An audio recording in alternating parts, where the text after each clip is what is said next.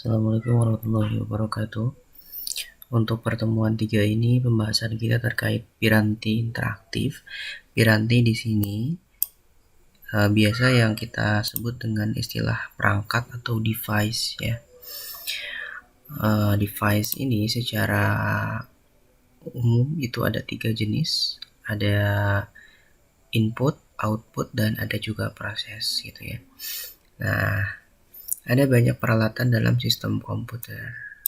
Untuk berinteraksi dengan komputer diperlukan alat-alat untuk memasukkan data ya tadi, yaitu berupa input device atau piranti masukan, dan mengeluarkan hasil olahan atau berupa output device ya, seperti itu.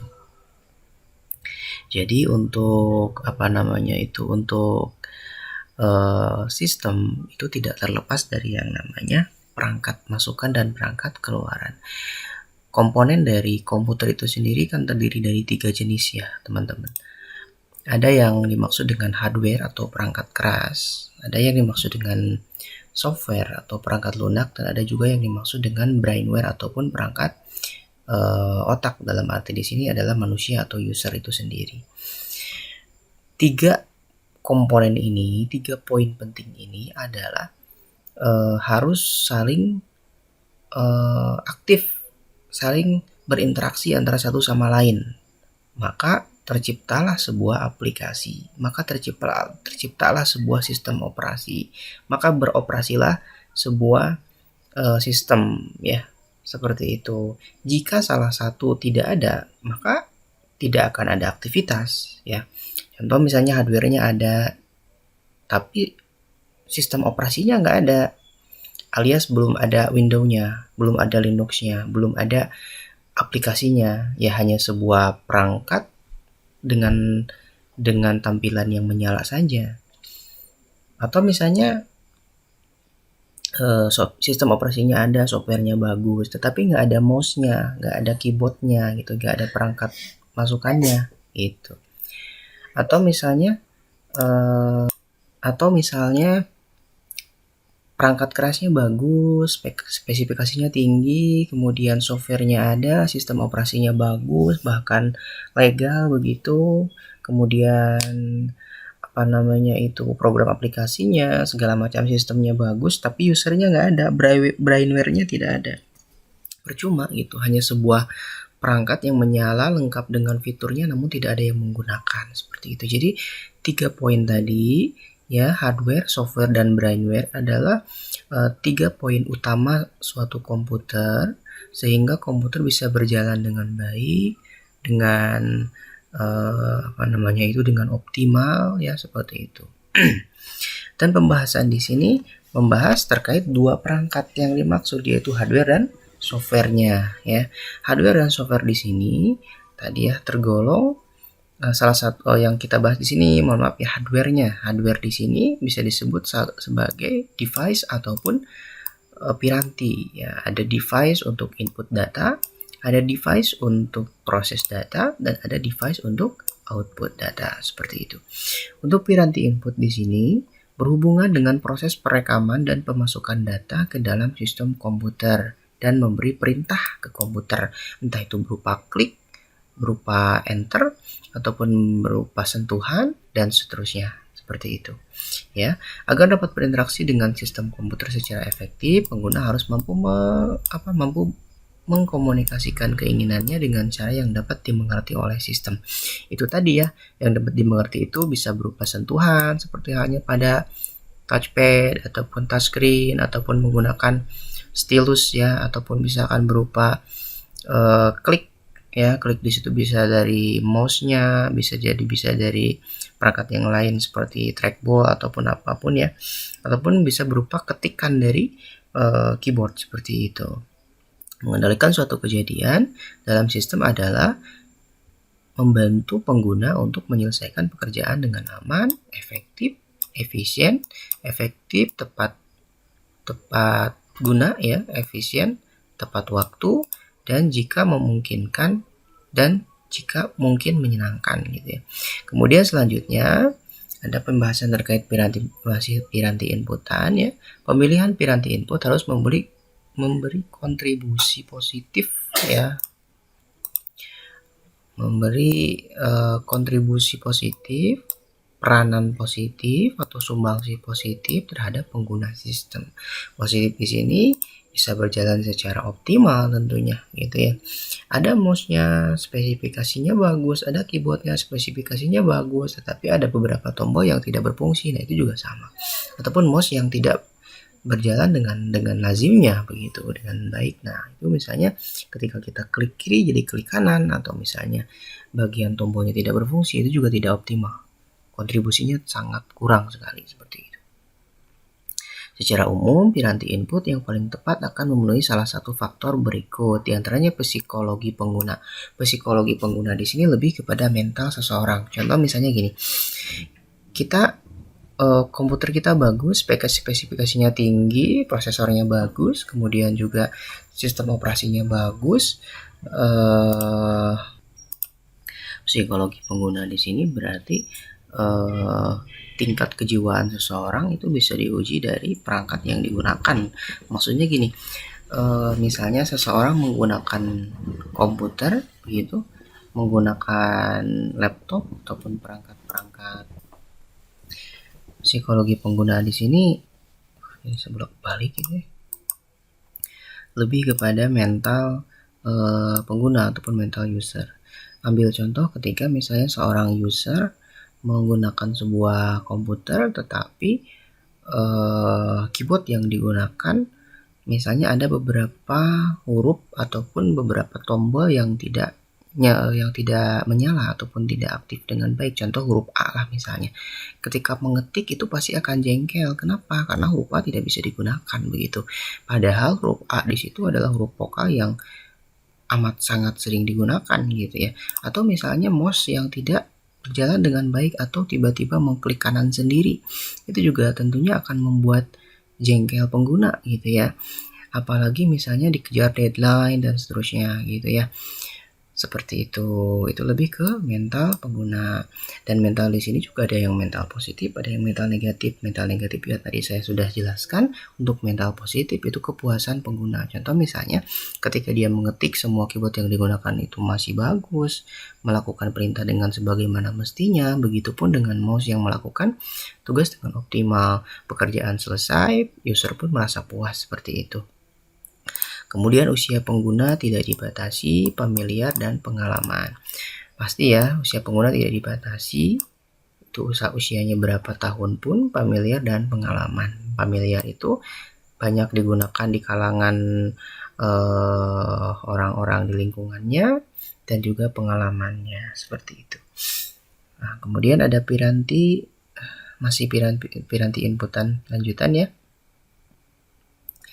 Jadi contohnya sudah kita gambarkan di sini. Salah satunya tugas menggambar membutuhkan piranti input yang dapat melakukan gerakan secara kontinu.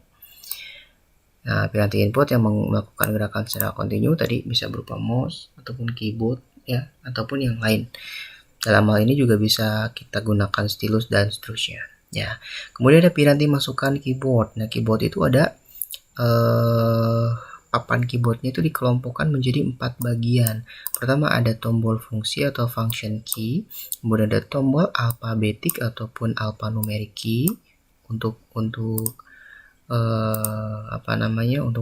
huruf ya. Kemudian ada tombol kontrol atau control key, ada jenisnya banyak, ada ALT, ada CTRL ataupun kontrol, ada shift dan seterusnya. Kemudian ada tombol numerik, di sini lebih kepada tombol angka ya. Angkanya dari 0 sampai 9 tentunya. Nah, contohnya adalah contoh keyboard. Itu bentuknya ada yang seperti ini, yang QWERTY ya. Yang sering digunakan sampai sekarang modelnya seperti ini ya, ada QWERTY. Dulu itu modelnya banyak jenisnya ya. Nah, di sini ada untuk QWERTY-nya sendiri. Umumnya orang sudah familiar dengan layout keyboard yang disebut dengan QWERTY. QWERTY di sini bisa dibentuk dalam keyboard seperti ini ataupun pada saat teman-teman melakukan pengetikan di handphone ataupun smartphone teman-teman, itu kan sudah otomatis bentuknya QWERTY ya. Ya seperti ini QWERTY gitu dan seterusnya. Ini ada beberapa penjelasan. Diciptakan oleh siapa? Diciptakan oleh Christopher Latham Soles ya. pada tahun 1870-an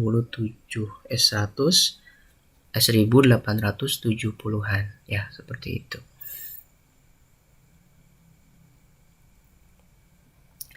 Ada lagi model Dvorak ya. Nah, ini keyboard model ini diciptakan oleh August Dvorak dan William L. Delay pada tahun 1936.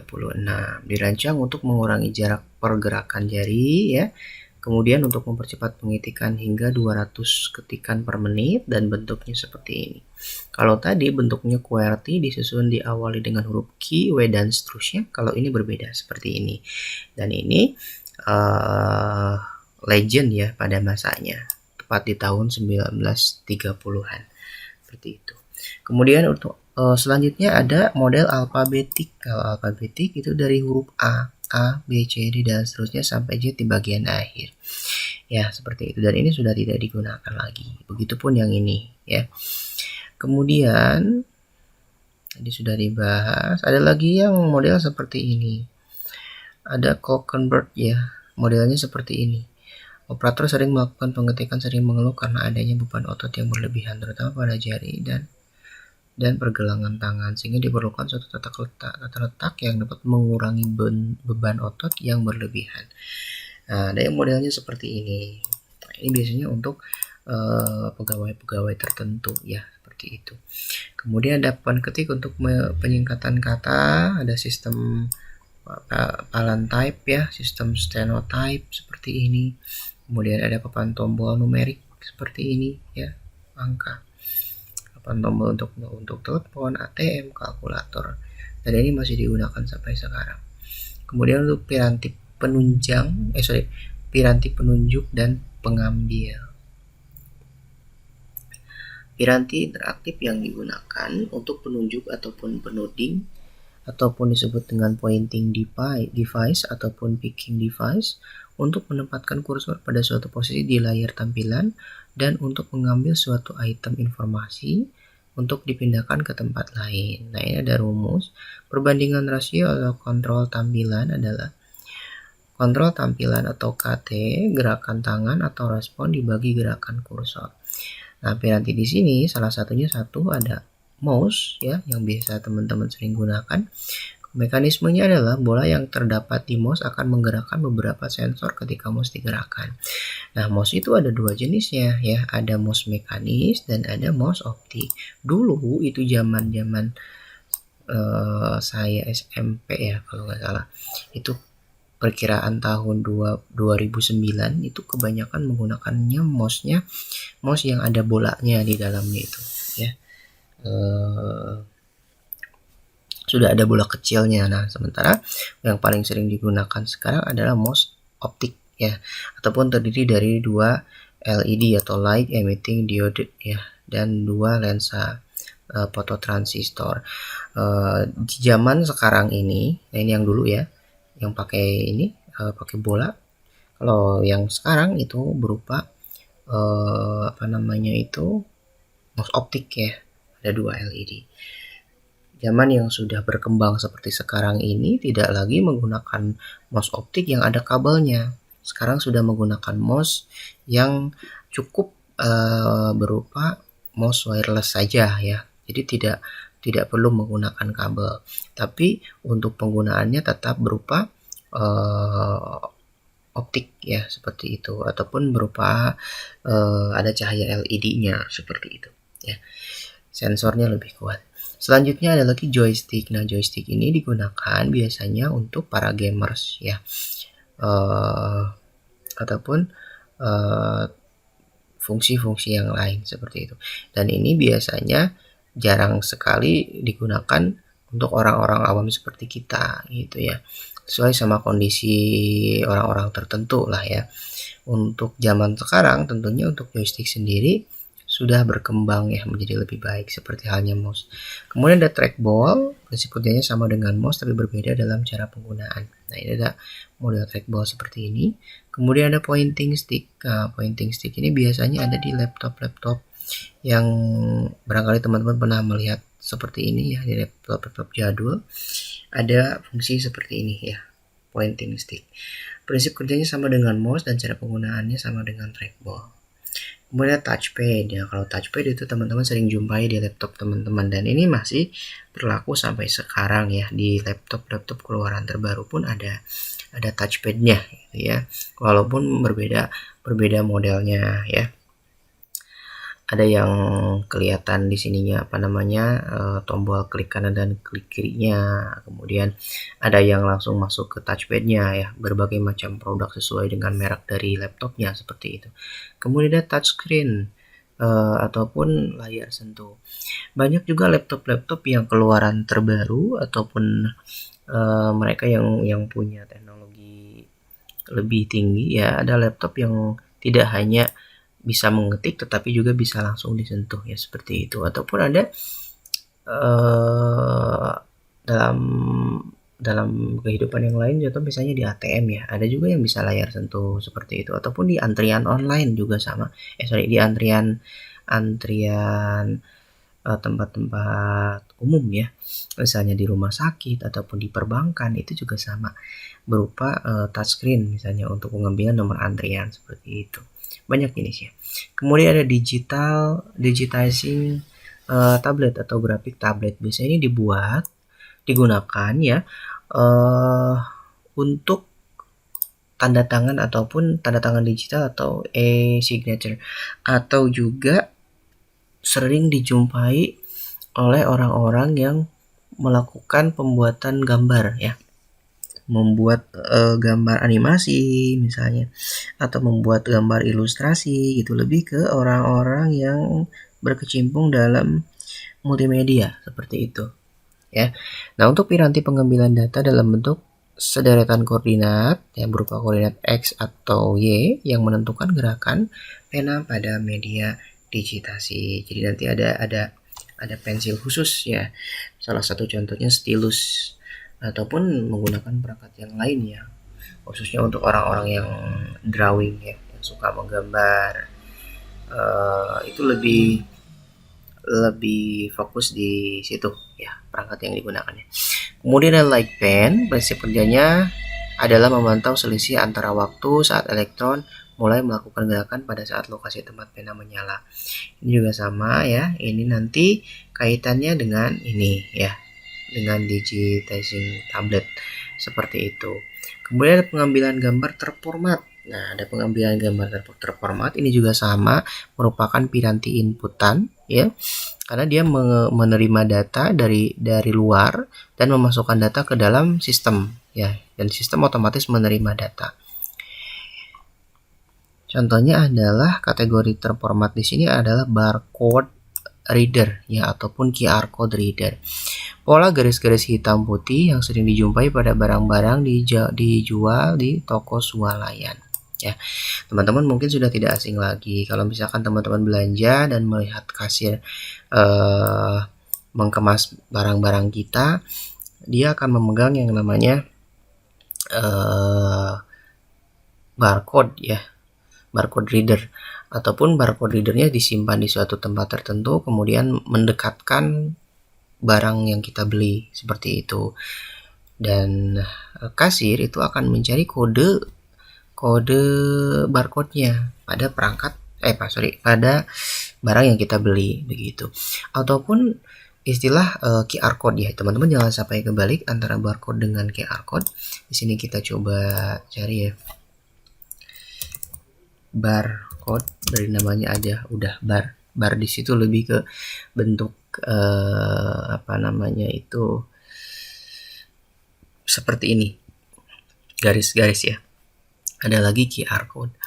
Kalau QR code itu biasanya sering dijumpai di WhatsApp ya, ataupun di undangan digital barangkali, atau misalnya di penunjuk lokasi ya, ini QR code ya. Untuk fungsinya sama, jadi si simbol-simbol barcode ataupun QR code ini nanti akan menunjukkan suatu nilai tertentu. Nilai di situ berupa angka, bisa berupa huruf, ataupun bisa berupa kode tertentu gitu ya, ataupun alamat lokasi tertentu. Itu juga banyak jenisnya seperti itu ya. Kemudian selanjutnya Magnetic Ink Character Recognition digunakan untuk membaca karakter-karakter khusus yang dicetak dengan tinta khusus pula. Karakter yang telah dicetak dengan tinta yang dimagnetisasi oleh piranti MICR sehingga dapat dibaca dan diterjemahkan menjadi sinyal digital. Nah, fungsi alat ini itu digunakan untuk orang-orang tertentu ya. Salah satunya misalnya bisa digunakan juga untuk penerimaan fax ya, faksimil, ataupun membaca kode-kode tertentu yang misalnya sudah dienkripsi begitu. Ya, kemudian selanjutnya ada optical mark recognition, yang juga sama, perangkat yang hanya digunakan oleh orang-orang tertentu gitu ya, memiliki fungsi khusus untuk membaca tulisan berformat. Kemudian ada OCR ya, optical character recognition, juga sama. Nah, ini membaca teks dengan mengkonversinya ke dalam kode digital, dapat mengubah teks menjadi suara, merekam naskah, dan seterusnya. Nah, kemudian selanjutnya ada kode QR, tadi sudah kita bahas, biasanya sering di HP ya, apalagi di handphone zaman sekarang itu sangat canggih sekali, bisa langsung melakukan scanning barcode ya, scanning QR code ya, bahkan semua yang ada di komputer itu mungkin sudah bisa terwakili oleh smartphone walaupun tidak 100% begitu. Kemudian juga ada pengambilan gambar tak berformat tadi ya, ada berupa image scanner. Tak berformat di sini itu bebas ya. Kalau misalnya kita mau scan kertas ya apa adanya di scan, apapun itu, apakah kertas kosong, apakah kertas ada tulisannya, akan tetap muncul di sistem komputer seperti itu. Ada kamera digital, pembaca retina mata ya. Nah, biasanya untuk pembaca retina mata nanti fungsinya lebih luas lagi, misalnya untuk membuka suatu pintu tertentu ya, ataupun untuk membuka suatu kode tertentu menggunakan retina mata seperti itu. Kemudian ada lagi gerakan piranti yang digunakan untuk memantau gerakan manusia yang banyak dimanfaatkan pada virtual reality. Mungkin zaman sekarang sudah tidak ada lagi ketika mendengar informasi terkait VR ataupun virtual reality. Jadi VR di sini adalah sebuah alat di mana kita bisa merasakan sesuatu yang sebetulnya tidak ada, tapi kita bisa berimajinasi. Contoh misalnya kita berada di dalam suatu kamar, tapi ketika kita menggunakan suatu perangkat VR, kita bisa tiba-tiba berada di luar negeri, bisa tiba-tiba berada di suatu perkampungan, hutan, ataupun di tengah laut lah, seperti itu ya. Nah, di sini salah satunya contoh misalnya headset ya, piranti dipasang di kepala, menutup mata, digunakan untuk menangkap dan merekam gerakan kepala. Nah, headset di sini, jadi jangan sampai salah paham ya. Headset di sini bukan headset yang buat mendengarkan musik sebetulnya. Kalau yang mendengarkan musik itu lebih ke earphone ya namanya. Ada earphone, ada headphone. Cuman karena lazimnya di kita istilah headset ya, jadi lebih familiarnya itu. Padahal headset di sini fungsinya lebih ke VR ya, seperti itu. Kemudian ada glove ya. Nah, selanjutnya ada yang dimaksud dengan glove ya. Glove di sini adalah sarung tangan, tapi sarung tangan yang fungsinya adalah untuk virtual reality ya, ataupun VR, untuk merekam jenis serta kekuatan gerakan jari dengan tangan pemakai. Nah, salah satu contohnya adalah ini ya. Ini contoh videonya ya, seperti ini. Jadi seolah-olah kita menggenggam sesuatu padahal sebetulnya tidak ya. Kemudian lagi